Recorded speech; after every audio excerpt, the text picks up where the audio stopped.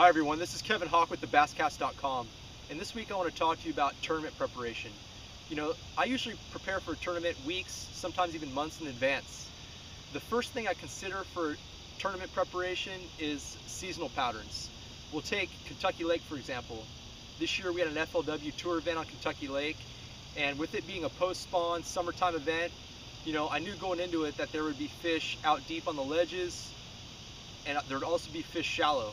So my game plan going into that practice, based on the time of year, was to spend 2 days out deep looking for that winning group of fish, and if that didn't pan out, I'd take the last day and go shallow.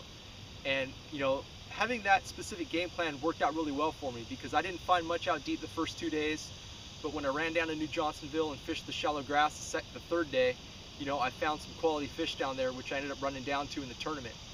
So aside from seasonal patterns, you want to look at a few different types of maps.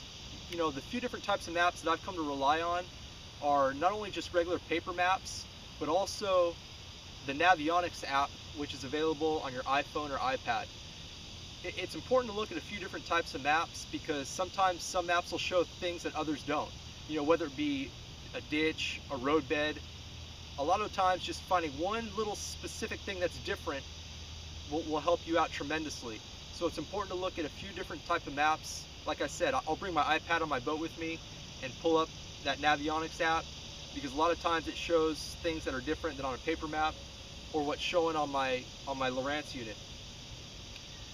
Finally, I want to talk about preparing tackle for an event.